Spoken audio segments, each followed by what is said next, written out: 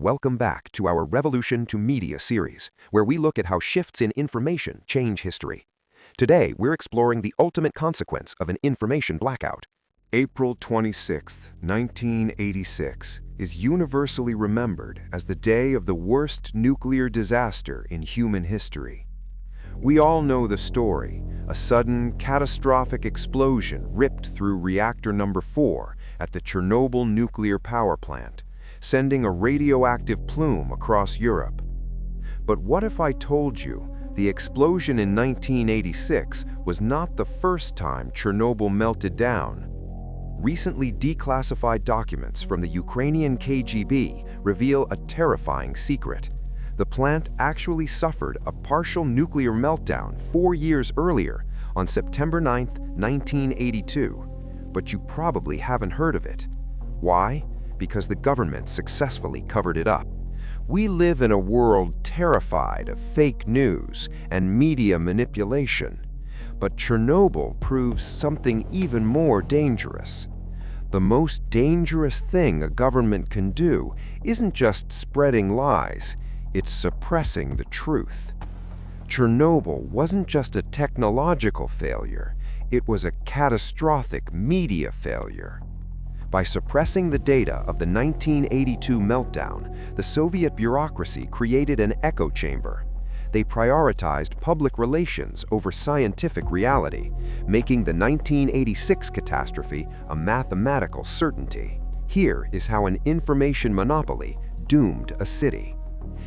In the 1970s, the Soviet Union rushed to build the Chernobyl nuclear power plant.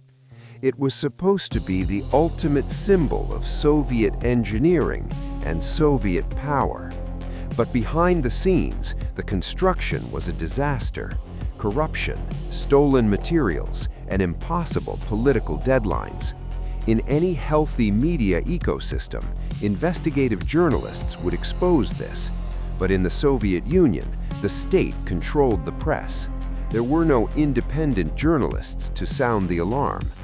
Surprisingly, the role of whistleblower fell to the secret police, the KGB. Declassified materials dating as far back as 1971 show that local and regional KGB officials were writing painfully detailed internal reports. By 1973, they warned their superiors in Moscow about criminal neglect. They documented the use of severely subpar building materials.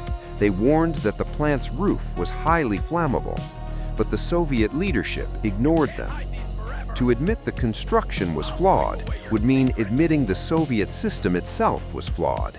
So the authorities swept the KGB warnings under the rug.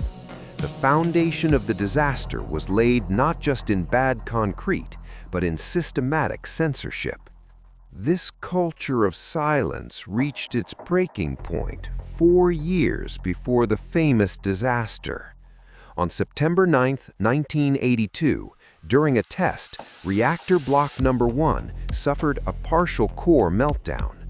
This was the critical moment. This was the dress rehearsal.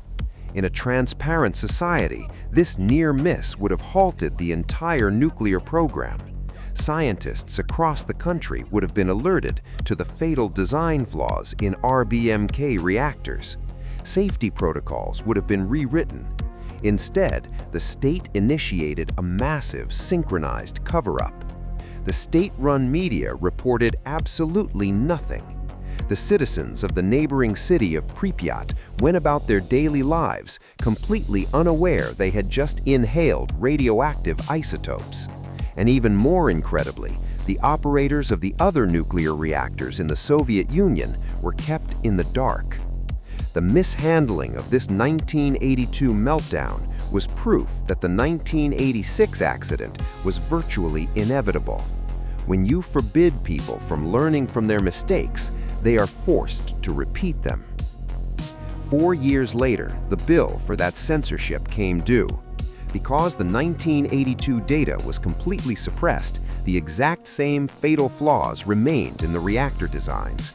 And on the night of April 26, 1986, during a botched safety test, reactor number 4 exploded. True to form, the Soviet government's first instinct was to hide it again. For days, they told the world and their own people that there was only a minor fire. They allowed children to play in the radioactive ash falling on Pripyat.